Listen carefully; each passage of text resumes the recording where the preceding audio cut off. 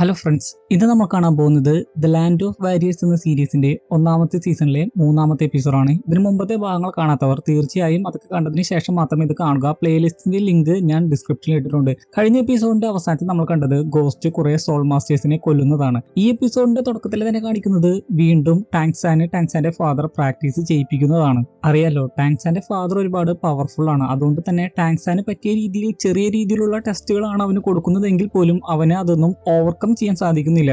അവൻ അവന്റെ എല്ലാ ശക്തിയും പുറത്തെടുക്കുന്നില്ല എന്ന് മനസ്സിലാക്കി ടാങ്സാന്റെ ഫാദർ ഇങ്ങനെ പറയുന്നുണ്ട്: അച്ഛനാണെന്ന് കരുതി നീ നിന്റെ എല്ലാ ശക്തിയും പുറത്തെടുക്കാതിരിക്കരുത്. ഞാനത് എങ്ങനെയെങ്കിലും നേരിട്ടോളാം. നീ നിന്റെ എല്ലാ ശക്തിയും പുറത്തെടുക്കണം. നിനക്ക് എത്രമാത്രം കഴിവുണ്ടെന്ന് എനിക്ക് മനസ്സിലാക്കണം. അതിനുശേഷം അവന്റെ എല്ലാ ശക്തികളും പുറത്തെടുത്തുകൊണ്ടാണ് ടാങ്സാൻ ഫൈറ്റ് ചെയ്യുന്നത്. എന്നിട്ട് പോലും ടാങ്സാന്റെ ഫാദറിന് ഒന്നും ചെയ്യാൻ സാധിക്കുന്നില്ല. അപ്പോൾ ടാങ്സാൻ തന്നെ ആത്മഹത്യ ചെയ്യുകയാണ്. ഒരു പക്ഷേ തന്റെയും ഫാദറിന്റെയും ശക്തിയിലുള്ള വ്യത്യാസം മൂലമായിരിക്കാം നിഷ്പ്രയാസം ഫാദറിനെ ആ നീഡിൽസിനെ ഒക്കെ തടുക്കാൻ സാധിച്ചത്. അതിനുശേഷം ആ പ്രാക്ടീസ് സെക്ഷൻ കഴിഞ്ഞു കഴിയുമ്പോൾ ടാങ്സാന്റെ ഫാദറും ചോദിക്കുന്നുണ്ട്: ഇത് യൂഷി പഠിപ്പിച്ച എന്നൊരു ടെക്നിക്കായിട്ട് തോന്നുന്നില്ലല്ലോ, നിന്നെ ഇത് ആരാണ് പഠിപ്പിച്ചത്? ഉടനെ തന്നെ അവനൊരു പുസ്തകം കാണിച്ചു കൊടുക്കുകയാണ്. ആ പുസ്തകത്തിൽ നിന്നായിരുന്നു അവൻ അത് പഠിച്ചത്. ആ പുസ്തകത്തിന്റെ പേരും മറ്റും പറയുന്നുണ്ട്. പക്ഷെ ഞാനത് പറയാത്തത് എന്താണെന്ന് വെച്ച് കഴിഞ്ഞാൽ അത് അത്രക്ക് പ്രസക്തിയുള്ള കാര്യമൊന്നുമില്ല. നമ്മൾ കഥയുടെ എക്സ്പ്ലനേഷൻ ആണല്ലോ കേൾക്കുന്നത്. അതുകൊണ്ട് തന്നെ കഥ മനസ്സിലാക്കൂ, അത്രയും ഉള്ളൂ. എല്ലാ പേരുകളും നമ്മൾ അറിയേണ്ട ആവശ്യമില്ല. അതുകൊണ്ടാണ് ആ പുസ്തകത്തിന്റെ പേരും മറ്റു ഡീറ്റെയിൽസ് ഒന്നും ഞാൻ പറയാത്തത്. നിങ്ങൾക്കറിയാം, ഞാൻ വളരെ ഡീറ്റെയിൽഡ് ആയിട്ടുള്ള എക്സ്പ്ലനേഷൻ ആണ് ചെയ്യുന്നത്. നിങ്ങൾക്കും അത് തന്നെയാണ് ഇഷ്ടമെന്ന് കരുതുന്നു. അതുകൊണ്ട് തന്നെയാണ് ചെറിയ കാര്യങ്ങൾ പോലും വിട്ടുപോവുകയാണെങ്കിൽ അതുപോലും ഞാൻ സൂചിപ്പിക്കുന്നത്. നിങ്ങൾക്ക് ഇപ്പോൾ ഞാൻ പറഞ്ഞതുപോലെ എല്ലാ ഡീറ്റെയിൽസും, ഈ പുസ്തകത്തിന്റെ പേരടക്കം എല്ലാ ഡീറ്റെയിൽസും സ്പെസിഫിക് ആയിട്ട് എക്സ്പ്ലെയിൻ ചെയ്ത് പറയണം എന്നുണ്ടെങ്കിൽ കമന്റ് ചെയ്താൽ മതി. പക്ഷെ അതിന്റെ ഒന്നും ആവശ്യമില്ല. ഇപ്പോൾ തന്നെ നല്ല ഡീറ്റെയിൽ ആയിട്ട് ചെയ്യുന്നുണ്ടെന്നാണ് എന്റെ അഭിപ്രായം. ആ ബുക്ക് കണ്ടിട്ട് ടാങ്സാന്റെ ഫാദർ പറയുകയാണ്: എനിക്ക് പോലും ഈ ബുക്കിനെ പറ്റി അറിയില്ലായിരുന്നു. ഇത് നിനക്ക് എവിടെ നിന്നാണ് കിട്ടിയത്? ടാങ്സാൻ അപ്പോൾ അത് എവിടെ നിന്നാണ് കിട്ടിയതെന്ന് പറയുന്നു. അവൻ ചെറുപ്പമായിരുന്ന സമയത്ത് സ്പിരിറ്റ് സെയിന്റ് വാലി എന്ന സ്ഥലത്ത് വെച്ചാണ് അവൻ ആ ബുക്ക് കിട്ടിയത്. അപ്പോഴാണ് അവന്റെ ഫാദർ ഒരുപാട് മദ്യപിക്കുന്നത് കണ്ട് കുറച്ച് ഫ്രൂട്ട്സ് എടുത്ത് കൊടുത്തിട്ട് മദ്യപിക്കാതെ ഇത് കഴിക്കാൻ ടാങ്സാൻ പറയുന്നത്. അത് കേട്ട് ടാങ്സാന്റെ ഫാദറിന് ഓർമ്മ വന്നത് ടാങ്സാന്റെ ചെറുപ്പകാലമായിരുന്നു. ടാങ്സാന്റെ ചെറുപ്പകാലത്തും ഇതേപോലെ തന്നെ അവൻ അവന്റെ ഫാദറിനെ ചെറിയ രീതിയിലൊക്കെ ശകാരിച്ച് മദ്യപിക്കാതെ കഴിക്കാൻ പറയുമായിരുന്നു. അതിനുശേഷം അവനെയും ഒരു നല്ല ബ്ലാക്ക് സ്മിത്ത് ആക്കാൻ അവന്റെ ഫാദർ പഠിപ്പിക്കുന്നതായും കാണിക്കുന്നു. 10,000 പ്രാവശ്യം ചുറ്റിയെ കൊണ്ട് അടിക്കുവാൻ സാധിക്കുകയാണെങ്കിൽ നിനക്കും ഒരു നല്ല ബ്ലാക്ക് സ്മിത്ത് ആകാൻ സാധിക്കുമെന്ന് അവന്റെ ഫാദർ അന്ന് പറഞ്ഞിരുന്നു. വീണ്ടും പ്രസന്റിലേക്ക് വരുന്നു. ആ ബുക്ക് വായിച്ചുകൊണ്ടിരിക്കുന്ന ടാങ്സാന്റെ ഫാദർ പറയുകയാണ്: ഇതിൽ അവർ പരാമർശിക്കുന്ന മെറ്റൽ വളരെ പ്രഷ്യസ് ആണ്, അതുപോലെ തന്നെ വളരെ വിലമതിക്കാനാവാത്തതാണ്. ഇതിനുള്ള കാശൊക്കെ നിനക്ക് എവിടുന്ന് കിട്ടി? ടാങ്സാൻ അപ്പോൾ പറയുന്നത് താനും ബ്ലാക്ക് സ്മിത്ത് ആയിട്ട് കുറെ നാൾ വർക്ക് ചെയ്ത് കുറെ വെപ്പൺസ് ഒക്കെ ഉണ്ടാക്കി ആളുകൾക്ക് കൊടുത്തിരുന്നു. അതോടൊപ്പം തന്നെ സോൾ അരേനയിൽ ഫൈറ്റ് ചെയ്ത് കുറെ കാശൊക്കെ ഉണ്ടാക്കിയിരുന്നു. അങ്ങനെയൊക്കെയാണ് ഈ വെപ്പൺസ് ഉണ്ടാക്കിയതെന്നാണ്. അതായത് ആ ബുക്കിൽ പരാമർശിച്ചതും ടാങ്സാൻ ഇപ്പോൾ പ്രയോഗിച്ചതുമായിട്ടുള്ള വെപ്പൺസ് ഒക്കെ ഉണ്ടാക്കിയത് ഇങ്ങനെ കഷ്ടപ്പെട്ടാണ് എന്നർത്ഥം. ടാങ്സാന്റെ ഫാദർ അപ്പോൾ പറയുന്നുണ്ട്: സർവൈവ് ചെയ്യാൻ വേണ്ടി ഒരു സ്കില്ലാണ് നീ പഠിച്ചത്. ഈ ബുക്ക് നിന്നെ ഒരുപാട് കാര്യങ്ങൾ പഠിപ്പിച്ചിരിക്കുന്നു. പക്ഷേ എനിക്ക് നിന്നെ ഒരുപാട് കാര്യങ്ങളൊന്നും പഠിപ്പിക്കാൻ സാധിച്ചില്ല. എന്നാൽ ടാങ്സാൻ അതിനോട് യോജിക്കുന്നില്ല. ടാങ്സാൻ പറയുകയാണ്: വിലമതിക്കാനാകാത്ത കാര്യങ്ങൾ തന്നെയാണ് ഫാദർ എന്നെ പഠിപ്പിച്ചത്. ഹാമർ ഉപയോഗിക്കേണ്ടത് എങ്ങനെയാണ് എന്ന് എന്നെ പഠിപ്പിച്ചില്ലായിരുന്നെങ്കിൽ എനിക്കിതൊന്നും ഉണ്ടാക്കാൻ സാധിക്കില്ലായിരുന്നു. ടാങ്സാന്റെ ഫാദർ ഇതിനെപ്പറ്റി കേട്ടിട്ട് പോലും ഇല്ലായിരുന്നല്ലോ. അതിന് റീസൺ ആയിട്ട് ടാങ്സാൻ പറയുന്നത് ഒരുപക്ഷെ ഇത് വളരെ പുരാതനമായിട്ടുള്ള ബുക്ക് ആയിരിക്കാം, അല്ലെങ്കിൽ ഇത് മറ്റൊരു ലോകത്ത് നിന്ന് വന്നതായിരിക്കാം എന്നാണ്. എന്നാൽ ടാങ്സാന്റെ ഫാദർ പറയുകയാണ്: ഇത് വളരെ പുരാതനമായിട്ടുള്ള ബുക്ക് ആവാനാണ് സാധ്യത. കാരണം ഒരുപാട് മാസ്റ്റേഴ്സ് ഇത് എഡിറ്റ് ചെയ്തിട്ടുണ്ട്. എന്തായാലും ഇത് നിനക്ക് ഡയറക്റ്റ് ആയിട്ട് പഠിക്കാൻ പറ്റിയത് ഒരു ഭാഗ്യം തന്നെയാണ്. ടാങ്സാൻ ഉപയോഗിക്കുന്ന ബ്ലൂ ഡീമൻ ഐനെ കുറിച്ചും അതിൽ പരാമർശിക്കുന്നുണ്ട്. അതിനെ എല്ലാത്തിനെയും ടാങ് ഫിക്ഷൻ എന്നൊക്കെ പറഞ്ഞാണ് വിശേഷിപ്പിക്കുന്നത്. അതുകൊണ്ട് തന്നെ താനും ഒരു ടാങ് സെറ്റിന്റെ ഡിസൈപ്പിൾ ആയി എന്നൊക്കെ ടാങ്സാൻ പറയുന്നു. പെട്ടെന്ന് വൂവിനെ പറ്റി ഓർക്കുന്ന ടാങ്സാൻ ചോദിക്കുകയാണ്: എത്ര വർഷം കഠിനമായിട്ട് പ്രാക്ടീസ് ചെയ്താൽ എനിക്ക് വൂവിനെ കാണുവാൻ സാധിക്കും? 10 വർഷം എന്ന് ടാങ്സാന്റെ ഫാദർ പറയുന്നു. അത് കേട്ട ഉടനെ തന്നെ ടാങ്സാൻ പറയുകയാണ്: 10 വർഷമോ? ഞാൻ ഇപ്പോൾ പ്രാക്ടീസ് ചെയ്യുന്നതിന്റെ 2 മടങ്ങായിട്ട് പ്രാക്ടീസ് ചെയ്യുകയാണെങ്കിലോ? അവന്റെ ഫാദർ പറയുകയാണ്: അങ്ങനെയെങ്കിൽ 20 വർഷം എടുക്കും. അത് കേട്ട് ടാങ്സാൻ ചോദിക്കുകയാണ്: അത്രയൊന്നും വൂവിനെ കാത്തിരിക്കാൻ സാധിക്കില്ല. ഞാൻ രാത്രിയും പകലും നിർത്താതെ പ്രാക്ടീസ് ചെയ്യുകയാണെങ്കിലോ? അത് കേട്ട് ടാങ്സാന്റെ ഫാദർ പറയുകയാണ്: കൾട്ടിവേഷനെ പറ്റി നിനക്ക് ഇപ്പോഴും ഒന്നും അറിയില്ല. അത് കേട്ട് കഴിയുമ്പോൾ ടൂർണമെന്റ് വിജയിച്ചപ്പോൾ അവർക്ക് കിട്ടിയ സോൾ ബോൺ കാണിച്ചുകൊണ്ട് ടാങ്സാൻ പറയുകയാണ്: ഇത് വിസ്ഡം സ്കള്ളാണ്. ഇത് ഞാൻ അബ്സോർബ് ചെയ്യുകയാണെങ്കിൽ എന്റെ സോള് വളരെ പവർഫുൾ ആകും. പിന്നെ എനിക്ക് എല്ലാം പെട്ടെന്ന് പഠിക്കാനാകും. എങ്ങനെയെങ്കിലും ഇത് അബ്സോർബ് ചെയ്യാൻ ഫാദർ എന്നെ സഹായിക്കണം. ടാങ്സാന്റെ ഫാദർ പറയുകയാണ്: ഇപ്പോ തന്നെ വേണോ? നീ വിചാരിക്കുന്നത് പോലെ വളരെ നിസ്സാരമായിട്ടുള്ള കാര്യമല്ല ഇത്. നിന്റെ ബോഡിയെയും മൈൻഡിനെയും അതിനുവേണ്ടി പ്രിപ്പയർ ചെയ്യണം. ശരിയാണ്, ഇത് നീ ആർജിക്കുകയാണെങ്കിൽ നിന്റെ സ്പിരിച്വൽ പവർ 10 മടങ്ങായിട്ട് വർദ്ധിക്കും. പക്ഷേ എടുത്തു ചാടി എന്തെങ്കിലും ചെയ്യുകയാണെങ്കിൽ അത് ആത്മഹത്യക്ക് തുല്യമാണ്. അതുകൊണ്ട് നീ എന്തൊക്കെ തന്നെ പറഞ്ഞാലും ശരി, നാളെ രാവിലെ വരെയും കാത്തിരുന്നേ മതിയാകൂ. ഇപ്പൊ പോയി ഉറങ്ങി നല്ലവണ്ണം റെസ്റ്റ് എടുക്കൂ. പിന്നെ കാണിക്കുന്നത് പരസ്പരം അങ്ങോട്ടും ഇങ്ങോട്ടും ആലോചിച്ച് കിടക്കുന്ന വൂവിനെയും ടാൻസാനെയുമാണ്. വൂ കിടക്കുന്ന സമയത്ത് അവൾക്ക് തണുക്കാതിരിക്കാനായിരിക്കണം എർമിങ് വാഴയില കൊണ്ടൊക്കെ അവളെ മൂടുന്നുണ്ട്. ടാൻസാൻ ആകട്ടെ വൂവിനെ കുറിച്ചൊക്കെ ഓർത്ത് ആകുലപ്പെട്ടുകൊണ്ട് അവൾ കൊടുത്ത ചീപ്പ് നോക്കിയിരിക്കുകയാണ്. അതിനുശേഷം അവൻ ആത്മഹത്യം ചെയ്യുന്നുണ്ട്. വൂ, നീ ഒരുപാട് കാത്തിരിക്കേണ്ടി വരില്ല. എന്റെ ഫാദറിന്റെ സഹായത്തോടെ വളരെ വേഗത്തിൽ തന്നെ ഞാൻ വളരെ പവർഫുൾ ആയി തീരും. അതിനുശേഷം അവൻ ആലോചിക്കുന്നത് അവന്റെ ഫാദറിനെ കുറിച്ചാണ്. എന്തിനായിരിക്കും പണ്ട് എന്റെ ഫാദർ എന്നെ ഉപേക്ഷിച്ചു പോയത്? അതിനുശേഷം ഫാദർ എന്ത് ചെയ്യുകയായിരുന്നു? മാർഷൽ സോൾ ഹാളും എന്റെ ഫാദറും തമ്മിൽ എന്താണ് പ്രശ്നം? എന്റെ അമ്മ ആരാണ്? ഇതിനൊക്കെയുള്ള ഉത്തരം എനിക്ക് വേണം. പക്ഷെ അതിനെപ്പറ്റി ഒന്നും ചോദിക്കാൻ പോലും എന്റെ അച്ഛൻ അനുവദിക്കുന്നില്ല. പിന്നെ കാണിക്കുന്നത് അടുത്ത ദിവസമാണ്. വൂവിനെ എർമിങ് നല്ലവണ്ണം ട്രെയിൻ ചെയ്യിപ്പിക്കുന്നു. അവന്റെ ഗ്രാവിറ്റി ഫീൽഡ് ഉപയോഗിച്ചാണ് നല്ലവണ്ണം ട്രെയിൻ ചെയ്യിപ്പിക്കുന്നത്. എന്നാൽ വൂവിന് അത് താങ്ങാൻ സാധിക്കാത്തത് കൊണ്ട് അത് നിർത്താൻ പറയുന്നു. എന്നാൽ എർമിങ് പറയുകയാണ്, എന്റെ കയ്യിലുള്ള ഈ റാഡിഷ് കഴിച്ചതുകൊണ്ട് മാത്രം ഒന്നും ആകില്ല. ഇത് നിന്റെ സോൾ പവർ വർദ്ധിപ്പിച്ചേക്കാം. പക്ഷെ നീ കൾട്ടിവേഷൻ ചെയ്താൽ മാത്രമേ നിനക്ക് സ്ട്രോങ് ആകാൻ സാധിക്കുകയുള്ളൂ. ഞാൻ ഇത് ചെയ്യുന്നത് ഡാമിങ് കൂടി പറഞ്ഞിട്ടാണ്. നീ ഒരു കാര്യം ഓർക്കണം, പുറത്ത് മാർഷൽ സോൾ ഹാള് നിന്നെ പിടിക്കാൻ കാത്തിരിക്കുകയാണ്. അത് മാത്രമല്ല, ഈ കാട്ടിൽ തന്നെ ഒരുപാട് ശത്രുക്കളുണ്ട്, ഒരുപാട് അപകടകാരികളായിട്ടുള്ള വന്യമൃഗങ്ങളുണ്ട്, പ്ലാന്റുകളുണ്ട്. അത്തരം പ്രതിബന്ധങ്ങളെയൊക്കെ നേരിടണമെങ്കിൽ നീ ഒരുപാട് പവർഫുൾ ആയി തീരണം. അത് കേട്ട് കഴിഞ്ഞ് വൂ പറയുകയാണ്, ശരിയാണ്, ഞാൻ വളരെ പവർഫുൾ ആയി തീരണം. പക്ഷേ ഇത് ഞാൻ ഒറ്റയ്ക്ക് ചെയ്യേണ്ട കാര്യമാണ്. മറ്റുള്ളവരുടെ സഹായത്തോടെ എനിക്ക് എന്റെ ശക്തികൾ വർദ്ധിപ്പിക്കാൻ സാധിക്കില്ല.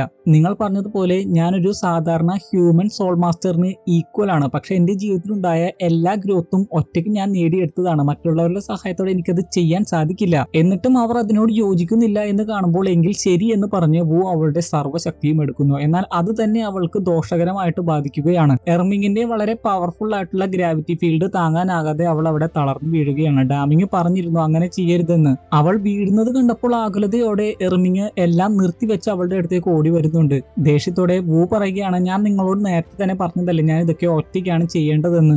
ഈ കാട്ടിലെ മൃഗങ്ങളെയൊക്കെ എങ്ങനെയാണ് നേരിടേണ്ടതെന്ന് എനിക്ക് ശരിക്കും അറിയാം. ഇത്രയും വർഷക്കാലം ഞാൻ ഇവിടെയല്ലേ ജീവിച്ചത്. അതുകൊണ്ട് തന്നെ ഞാൻ ഒറ്റയ്ക്ക് പ്രാക്ടീസ് ചെയ്യാൻ പോവുകയാണ്. നിങ്ങൾ എന്നെ ഫോളോ ചെയ്യരുത്. ആ റാഡിഷും എർമിങ്ങിന്റെ കയ്യിൽ നിന്ന് വാങ്ങിക്കൊണ്ടാണ് അവൾ അവിടുന്ന് പോകുന്നത്. പിന്നെ കാണിക്കുന്നത് ഷ്രെക്ക് അക്കാദമിയാണ്. അവിടെ പരിക്ക് പറ്റിയ മാഹോങ്ജുണിന്റെ മുഖത്ത് എന്തൊക്കെയോ വെച്ചു കൊടുക്കുകയാണ് എർലോങ്. മാഹോങ്ജുൺ ഷ്രെക്ക് അക്കാദമിയിൽ തന്നെ തുടരുമെന്നാണല്ലോ പറഞ്ഞത്. അതുകൊണ്ടാണ് അവനെ അവിടെ കണ്ടത്.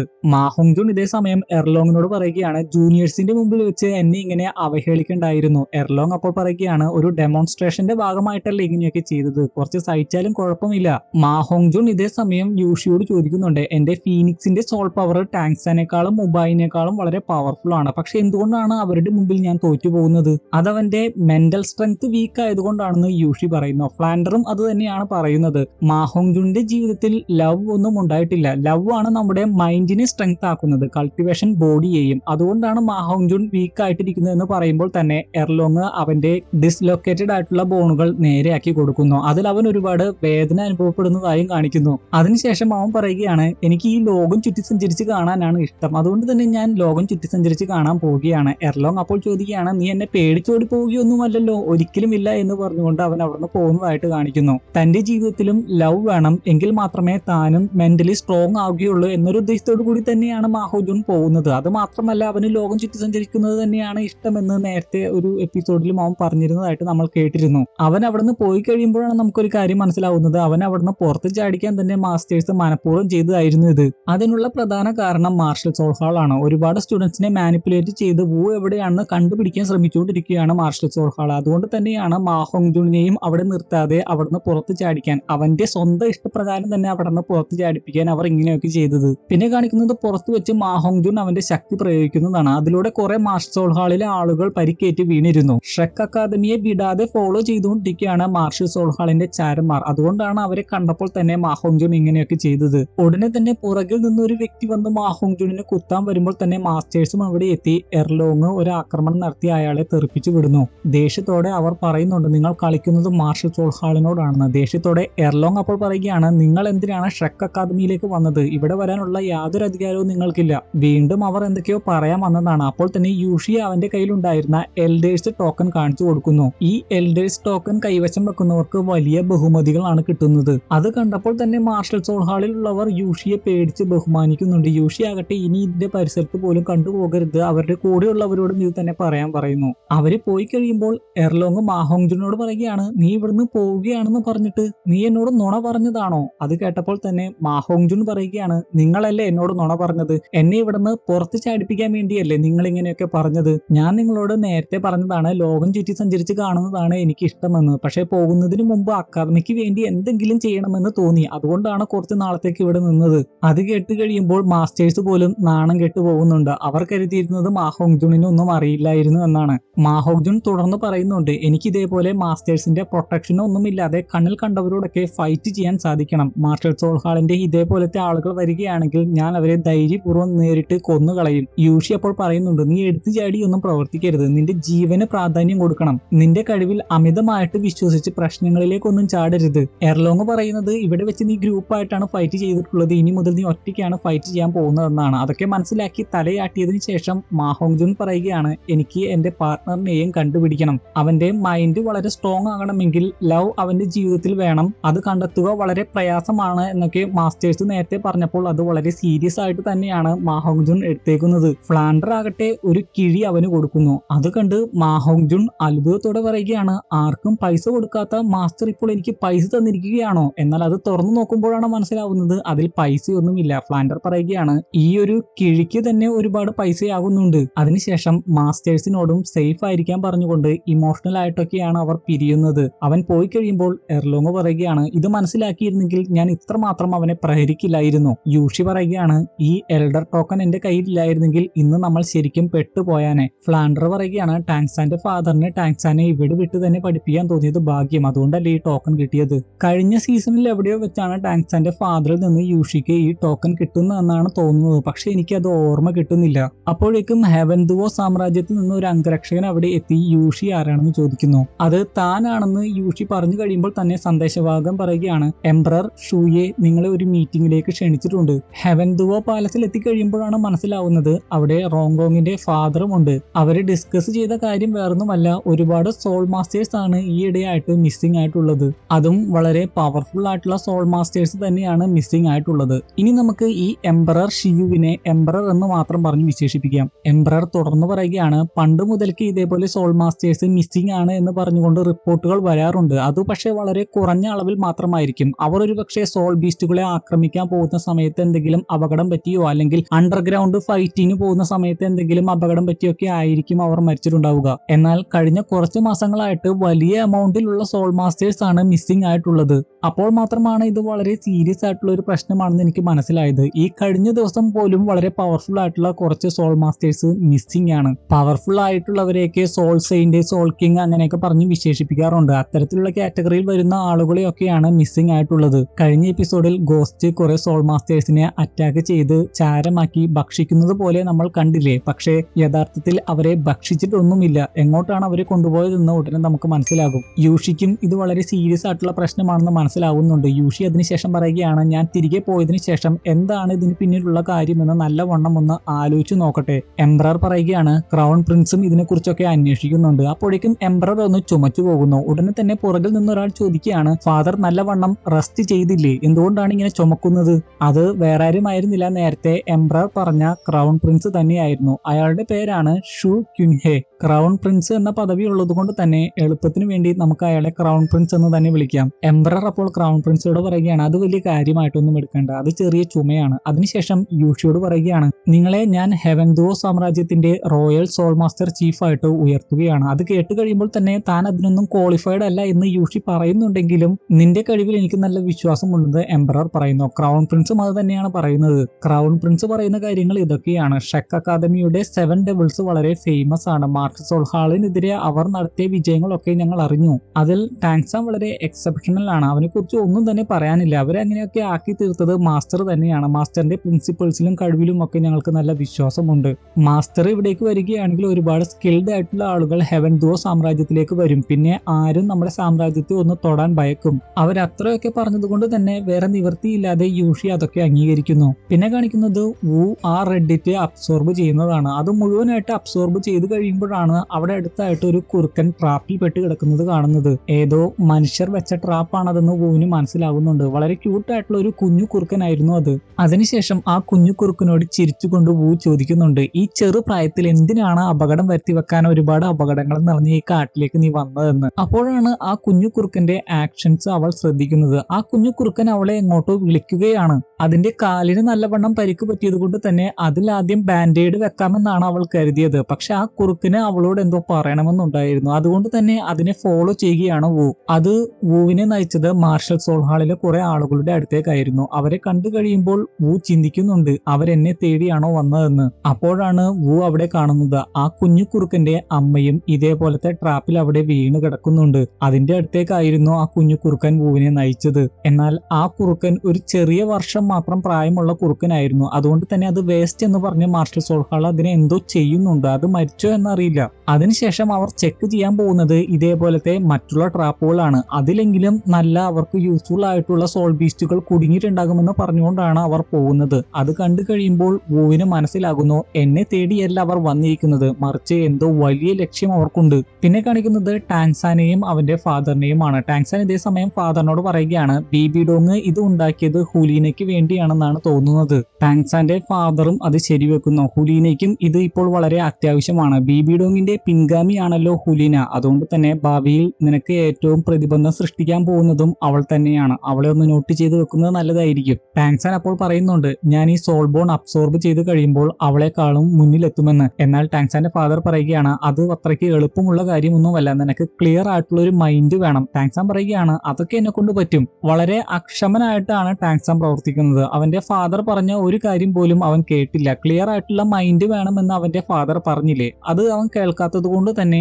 അതിന്റെ അനന്തരഫലം എന്താണ് സംഭവിക്കാൻ പോകുന്നതെന്ന് ഉടനെ തന്നെ നമുക്ക് മനസ്സിലാകും. അതിനുശേഷം അത് അബ്സോർബ് ചെയ്യുന്നതിന് വേണ്ടി അവൻ മെഡിറ്റേറ്റ് ചെയ്യുന്നു. പിന്നെ വീണ്ടും വൂവിനെ കാണിക്കുന്നു. അവൾ നമ്മൾ നേരത്തെ കണ്ട മാർഷൽ സോൾ ഹാളിലെ ആളുകളെ പിന്തുടർന്നുകൊണ്ടിരിക്കുകയാണ്. അവർ അതേപോലത്തെ ഒരുപാട് ട്രാപ്പുകൾ ആ കാട്ടിൽ വെച്ചിട്ടുണ്ട്. അതേപോലത്തെ ഒരു ട്രാപ്പിന്റെ അടുത്തേക്കാണ് അവൾ വരുന്നത്. അതിലൊരു മൃഗവും കുടുങ്ങിയിട്ടുണ്ടായിരുന്നു. എന്നാൽ അതും വേസ്റ്റ് ആയിട്ടുള്ള മൃഗമാണ് എന്ന് പറഞ്ഞുകൊണ്ട് അവരവിടുന്ന് പോകുന്നു. അവരവിടുന്ന് പോയി കഴിയുമ്പോൾ വൂ അവിടേക്ക് വന്ന് അതിനെ റിലീസ് ചെയ്യുന്നു. കണ്ടു കഴിഞ്ഞാൽ ഒരു ടെറിബിൾ ആയിട്ടുള്ള ടൈഗർ ആണ് അതെങ്കിലും അത് വളരെ പാവപ്പെട്ട ഒരു മൃഗമായിരുന്നു. കാരണം രക്ഷിച്ചത് കൊണ്ട് തന്നെ വൂവിന് ഒന്നും ചെയ്യാതെ അത് അവിടുന്ന് ഓടിപ്പോവുകയാണ് ചെയ്തത്. അതിനുശേഷം വൂ ഇങ്ങനെ ആത്മകഥം ചെയ്യുന്നുണ്ട്, എന്റെ ഈ കാട് നിങ്ങളുടെ യുദ്ധക്കളമായിട്ടാണല്ലോ നിങ്ങൾ കാണുന്നത്, നിങ്ങൾക്കുള്ള പണി ഞാൻ വെച്ചിട്ടുണ്ട്. അവരാകട്ടെ മറ്റുള്ള ട്രാപ്പുകളും ഇതേപോലെ തന്നെ നോക്കി തിരിച്ചു വന്നപ്പോഴേക്കും നേരത്തെ ട്രാപ്പിലാക്കിയ മൃഗങ്ങളെ ഒന്നും കാണുന്നില്ല.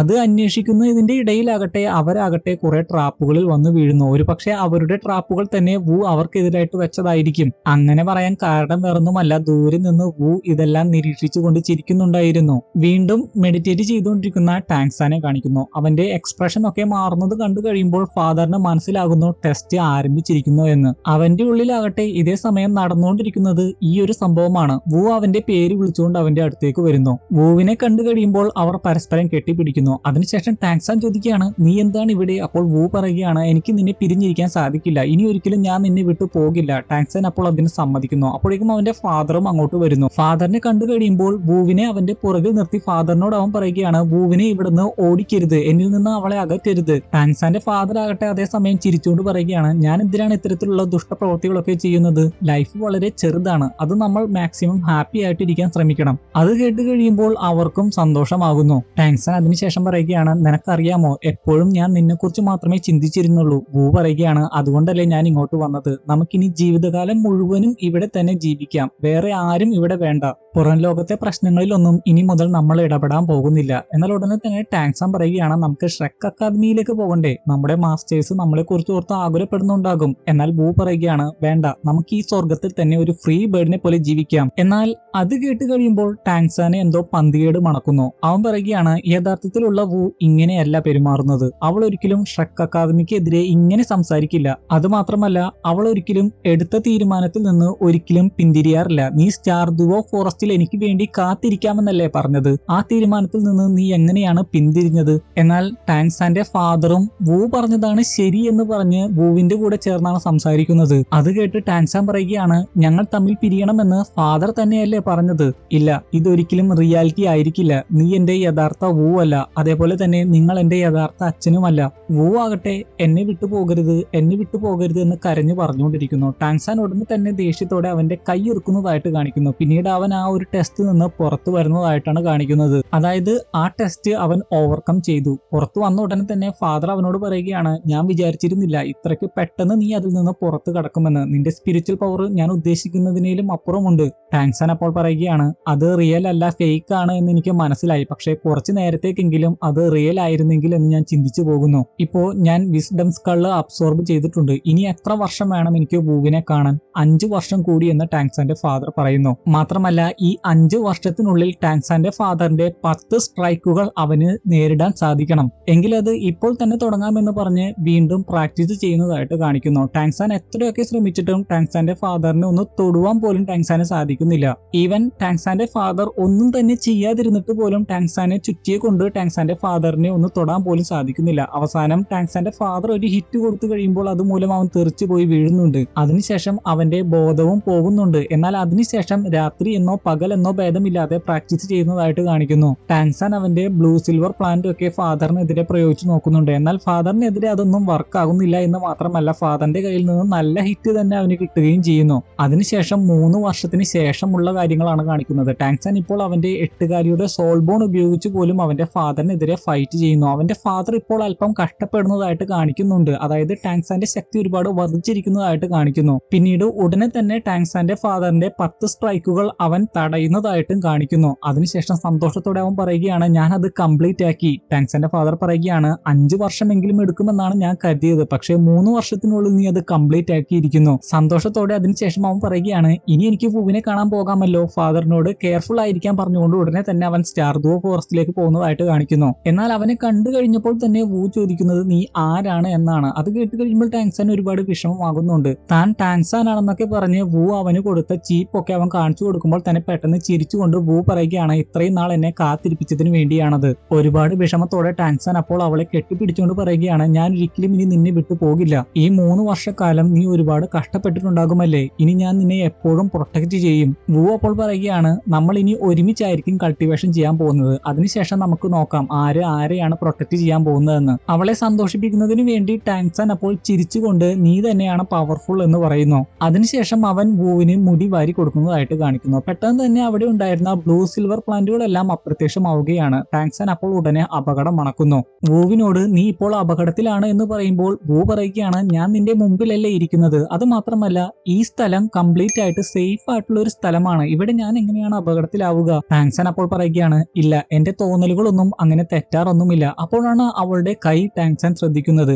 അവളുടെ കയ്യിൽ ടാങ്സാൻ കൊടുത്ത ആ ബ്രേസ്ലെറ്റ് ഇല്ലായിരുന്നു. ഉടനെ തന്നെ അത് എവിടെ പോയി എന്ന് ചോദിക്കുമ്പോൾ വൂ വിഷമത്തോടെ കരഞ്ഞുകൊണ്ട് പറയുകയാണ്, അത് എന്റെ കയ്യിൽ നിന്ന് മിസ്സായി പോയി. നീ എന്നോട് ദേഷ്യത്തിലാണോ? ഉടനെ തന്നെ എന്തോ പന്തികേട് തോന്നി ടാങ്സാൻ അവന്റെ പർപ്പിളായി അവൾക്ക് നേരെ പ്രയോഗിക്കുന്നു. എന്നാൽ അധികം നേരം അവൻ അത് ഉപയോഗിക്കാൻ സാധിക്കുന്നില്ല. അതിനുശേഷം അവന്റെ അടുത്തേക്ക് വരുന്ന വൂവിനെ അവന്റെ ബ്ലൂ സിൽവർ പ്ലാന്റ് വെച്ച് അവൻ അറിയാതെ തന്നെ ബ്ലോക്ക് ചെയ്തു പോവുകയാണ്. അപ്പോൾ വൂ കരഞ്ഞുകൊണ്ട് പറയുകയാണ്, എനിക്ക് പേടിയാവുന്നുണ്ട്, ഞാൻ വൂ ആണ്. ഉടനെ തന്നെ അവളെ അതിൽ നിന്ന് റിലീസ് ആക്കിയിട്ട് ടാങ്സാൻ പറയുകയാണ്, എനിക്ക് എന്താണ് സംഭവിച്ചതെന്ന് എനിക്ക് മനസ്സിലായില്ല. അപ്പോൾ വൂ പറയുകയാണ്, എനിക്കറിയാം നീ എന്നെ ഒരു കാരണവശാലും ഉപദ്രവിക്കില്ല എന്ന്. അതിനുശേഷം നേരത്തെ ഉണ്ടായ ടെസ്റ്റിൽ വൂ പറഞ്ഞ അതേ ഡയലോഗുകൾ തന്നെയാണ് വൂ ഇപ്പോഴും പറയുന്നത്. ഞാൻ എപ്പോഴും നിന്റെ കൂടെ ഉണ്ടാകും, നമുക്ക് ഒരു തടസ്സവും ഇല്ലാതെ എന്നേക്കും ഈ ഒരു കാട്ടിൽ തന്നെ ജീവിക്കാം. പിന്നീട് കാണിക്കുന്നത് യഥാർത്ഥ വൂവിനെയാണ്. അപ്പോഴാണ് നമുക്കൊരു കാര്യം മനസ്സിലാവുന്നത്, നേരത്തെ ടാങ്സാൻ കണ്ടത് അവന്റെ ടെസ്റ്റ് തന്നെയായിരുന്നു. യഥാർത്ഥ വൂ ആകട്ടെ ഇതേ സമയം മാർഷൽ സോൾ ഹാളിലുള്ളവരെ നേരിട്ടുകൊണ്ടിരിക്കുകയായിരുന്നു. ആ ഒരു അപകട സൂചനയാണ് ടാങ്സാന് നേരത്തെ ഫീൽ ചെയ്യാൻ സാധിച്ചത്. മാർഷൽ സോൾ ഹാളിലുള്ളവരാകട്ടെ ആ ട്രാപ്പിൽ നിന്ന് എങ്ങനെയൊക്കെയോ രക്ഷപ്പെട്ടിരുന്നു. അതിനുശേഷം അവരുടെ തലവൻ എന്ന് തോന്നിക്കുന്ന വ്യക്തിയാകട്ടെ വൂവിനെ ഫോളോ ചെയ്തു. വൂ ആകട്ടെ ടെലിപ്പോർട്ടൊക്കെ ചെയ്ത് നല്ല രീതിയിലുള്ള പ്രഹരം തന്നെ അവന് കൊടുക്കുന്നുണ്ടായിരുന്നു. അതിനുശേഷം അവൻ ചെന്ന് വീണത് വലിഞ്ഞു മുറുകുന്ന ഒരു വള്ളിയുടെ അടുത്തേക്കായിരുന്നു. അത് അവനെ ശരിക്കും വലിഞ്ഞു മുറുകി. എന്നിട്ട് പോലും അഹങ്കാരം വിടാതെ വൂവിനോട് അവൻ പറഞ്ഞത്, എന്നെ ഇതിൽ നിന്ന് മോചിപ്പിക്കുകയാണെങ്കിൽ നിന്നെ ഞാൻ വെറുതെ വിടാമെന്നാണ്. അത് കേട്ട് വൂവിന് ചിരി വരുന്നു. അവൾ പറയുകയാണ്, നിന്റെ ജീവന് വേണ്ടി നീ യാചിക്കുന്നത് ഇങ്ങനെയാണോ? എന്തിനാണ് ഇങ്ങനെ ക്രൂരമായിട്ട് സോൾ ബീസ്റ്റുകളെ ട്രാപ്പ് ചെയ്ത് നിങ്ങൾ വീഴ്ത്തുന്നത്? വളരെ പവർഫുൾ ആയിട്ടുള്ള ഒരു വള്ളിയായിരുന്നു അവനെ ചുറ്റിക്കൊണ്ടിരുന്നത്. അതുകൊണ്ട് തന്നെ സ്വന്തം ജീവൻ രക്ഷിക്കുന്നതിന് വേണ്ടി വൂ ചോദിച്ചതിനെല്ലാം അവൻ മണി പോലെ ഉത്തരം നൽകി. ഗോസ്റ്റ് പറഞ്ഞതിനനുസരിച്ച് ബിബി ഡോങ്ങിന്റെ ഒരു പ്രത്യേക കൾട്ടിവേഷന് വേണ്ടിയായിരുന്നു ഇങ്ങനെ സോൾ ബീസ്റ്റുകളെ ട്രാപ്പ് ചെയ്ത് അവർ പിടിച്ചിരുന്നത്. എല്ലാ സത്യങ്ങളും അറിഞ്ഞിട്ടും വൂ അയാളെ വെറുതെ വിടാൻ തയ്യാറായില്ല. അതെന്തായാലും നല്ല കാര്യം തന്നെയാണ്, കാരണം ഇവരെ ഒന്നും വിശ്വസിക്കാനാകില്ല. ഇത്രയൊക്കെ ചെയ്ത് നീ മരിക്കേണ്ടവൻ തന്നെയാണെന്ന് വൂ പറയുന്നു. അതിനുശേഷം ആ വള്ളിച്ചെടി വലിഞ്ഞു മുറുകി അവനെ ഭൂമിക്കടിയിലേക്കും വലിച്ചുകൊണ്ട് പോകുന്നു. ഇതേ സമയം വൂവിനും അവളുടെ ബ്രേസ്ലെറ്റിൽ ടാങ്സാന്റെ സോൾ പവർ കുറഞ്ഞു വരുന്നതായിട്ട് അനുഭവപ്പെടുന്നു. അതിനെക്കുറിച്ച് ഓർത്ത് ആകുലപ്പെട്ടുകൊണ്ടിരിക്കുമ്പോൾ തന്നെ അവൾക്കും എന്തൊക്കെയോ അസ്വസ്ഥത വരുന്നു. പിന്നെയാണ് നമുക്ക് മനസ്സിലാകുന്നത്, ആദ്യത്തെ ടെസ്റ്റ് കഴിഞ്ഞ് ടാങ്സാൻ പുറത്തു വന്നതായിട്ട് കാണിച്ചില്ലേ, അപ്പോഴും അവൻ പുറത്ത് വന്നിട്ടുണ്ടായിരുന്നില്ല. ആ ഒരു അവസ്ഥയിൽ തന്നെ അവൻ ഫാദറിന്റെ മുമ്പിൽ നിൽക്കുന്നതായിട്ട് കാണിക്കുന്നുണ്ട്. എന്നാൽ അവന്റെ ഉള്ളിൽ ആ ടെസ്റ്റ് നടക്കുന്ന സ്ഥലത്താകട്ടെ അവൻ എന്തോ പന്തികേട് മണക്കുന്നു. കാരണം സാധാരണ ആ ഫോറസ്റ്റ് അപകടകാരികളായിട്ടുള്ള ഒരുപാട് സോൾ ബീസ്റ്റുകളാൽ നിറഞ്ഞ സ്ഥലമായിരുന്നു. എന്നാൽ വളരെ ക്വയറ്റ് ആയിട്ടുള്ള ഒരു അന്തരീക്ഷമാണ് അവൻ അവിടെ ഫീൽ ചെയ്യാൻ സാധിക്കുന്നത്. അതാണ് അവൻ വൂവിനോട് പറയുന്നത്. വൂ പറയുകയാണ്, അത് നല്ല കാര്യമല്ലേ? എന്നാൽ ടാങ്സാൻ പറയുകയാണ്, വൂവിന് ഇതിനെപ്പറ്റിയൊക്കെ നല്ല രീതിയിൽ അറിവുള്ളതല്ലേ, എന്നിട്ടും നീ എന്താണ് ഇങ്ങനെയൊക്കെ സംസാരിക്കുന്നത്? അപ്പോഴേക്കും ദേഷ്യത്തിലാകുന്ന വൂ എല്ലാം നല്ല രീതിയിൽ പോയിക്കൊണ്ടിരിക്കുകയായിരുന്നില്ലേ, നീ എന്തിനാണ് അതിൽ നിന്ന് ഉണർന്നതെന്ന് പറഞ്ഞ് അവനെ അറ്റാക്ക് ചെയ്യാൻ ശ്രമിക്കുന്നതായിട്ടും കാണിക്കുന്നു. പുറത്ത് ടാങ്സാൻ നല്ലവണ്ണം സ്ട്രഗിൾ ചെയ്യുകയാണെന്ന് മനസ്സിലാക്കി ടാങ്സാന്റെ ഫാദറും വൂവും അവനെ നല്ല രീതിയിൽ സപ്പോർട്ട് ചെയ്യുന്നതായിട്ട് കാണിക്കുന്നു. ബ്ലൂ സിൽവർ പ്ലാന്റിലൂടെ അപകടം മണത്ത യഥാർത്ഥ വൂ അവളുടെ ശക്തി ഉപയോഗിച്ചുകൂടി ടാങ്സാനെ സപ്പോർട്ട് ചെയ്തതിലൂടെയാണ് അവനെ പെട്ടെന്ന് അതിൽ നിന്നെല്ലാം റിക്കവർ ആകാൻ സാധിച്ചത്. നീ യഥാർത്ഥ വൂ അല്ല, യഥാർത്ഥ വൂ എനിക്ക് വേണ്ടി സ്റ്റാർ ദുവോ ഫോറസ്റ്റിൽ കാത്തിരിക്കുകയാണ് എന്ന് പറയുന്നതിലൂടെ ഈ എപ്പിസോഡ് ഇവിടെ അവസാനിക്കുകയാണ്. പോകുന്നതിന് മുമ്പ് ഒരു കാര്യം പറയാനുണ്ട്, വീഡിയോസ് അപ്ലോഡ് ചെയ്യുന്ന ദിവസങ്ങളിൽ മാറ്റം ഉണ്ടാകും. കാരണം ദ ലാൻഡ് ഓഫ് ബാരിയേഴ്സ് എന്ന സീരീസിന് നല്ല വ്യൂസ് ആണ് കിട്ടുന്നത്. അതുകൊണ്ട് തന്നെ ഒരുപാട് ആളുകൾ ഇപ്പോഴും വെയിറ്റ് ചെയ്യുന്നുണ്ട് എന്ന് മനസ്സിലാക്കിയത് കൊണ്ട് തന്നെ 3 ദിവസം ഈ വീഡിയോ അപ്ലോഡ് ചെയ്യുന്നതായിരിക്കും. ഒരു ദിവസമായിരിക്കും ദ ഡെറിക് ജെൻലിസ് ഹോളിസ്റ്റിക് ഡിറ്റക്റ്റീവ് എന്ന സീരീസ് അപ്ലോഡ് ചെയ്യുന്നത്. വ്യാഴം, ശനി, ഞായർ ദിവസങ്ങളിലാണ് ഞാൻ ദുളോ കോണ്ടിനെന്റ് പ്ലാൻ ചെയ്യുന്നത്. എന്തെങ്കിലും മാറ്റം ഉണ്ടാവുകയാണെങ്കിൽ ഉടനെ തന്നെ അറിയിക്കുന്നതായിരിക്കും. അപ്പോൾ ഇന്നത്തെ വീഡിയോ ഇഷ്ടപ്പെട്ടെങ്കിൽ തീർച്ചയായും ലൈക്ക് ചെയ്യാൻ മറക്കരുത്. ചാനൽ സബ്സ്ക്രൈബ് ചെയ്യാൻ മറന്നു പോയിട്ടുണ്ടെങ്കിൽ ഉടനെ തന്നെ സബ്സ്ക്രൈബ് ചെയ്യുക. പരമാവധി ഹൈപ്പ് ചെയ്യാൻ ശ്രമിക്കുക. അപ്പോൾ അടുത്ത വീഡിയോയുമായി നമ്മൾ ഉടനെ തന്നെ കാണും. അതുവരെ ഗുഡ് ബൈ.